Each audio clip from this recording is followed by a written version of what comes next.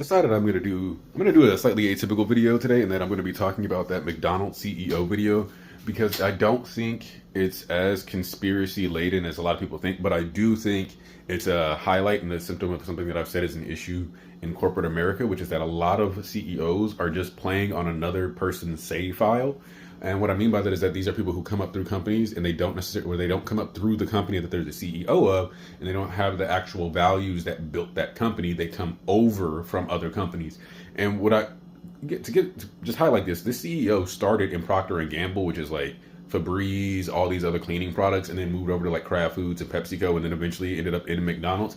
But my point of that is that this is a dude who is like a business major, business guy that just sees numbers, which is why he's constantly referring to it as a product instead of food, because anybody who's passionate about food would be saying our burger, but a person who just cares about money and dollar signs is going to say our product.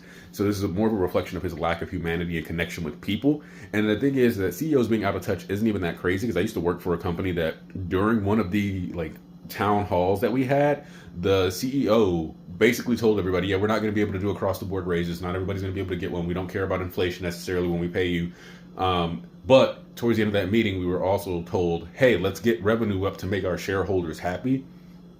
As if the shareholders' happiness matters to the people who work in the company who are working non-commissioned positions, when like over half the company was non-commissioned positions, which means that without any ways to make extra money, really, especially since there were no clear guidelines on how to get like, you know, your raises or any goals to hit or anything like that.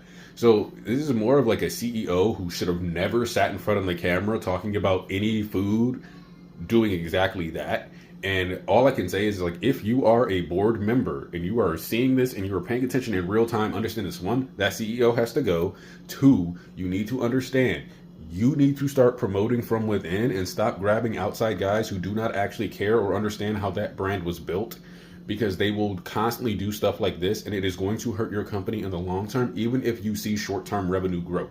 Now, the Big Arch is probably going to be able to sell itself because it's a decent-looking burger and it looks like a Big Mac without the extra piece of bread and actually with more meat. So it looks like, as far as fast food goes, it's a solid burger. I don't know. I don't have one near me. But my point is that this CEO is just some out-of-touch idiot who should have never been in front of a camera, and probably his own ego got in the way and made him think that he was good at everything because nobody is telling him no, because he's capable of generating money, and not because he actually knows anything about burgers or food. So just my take on that whole situation.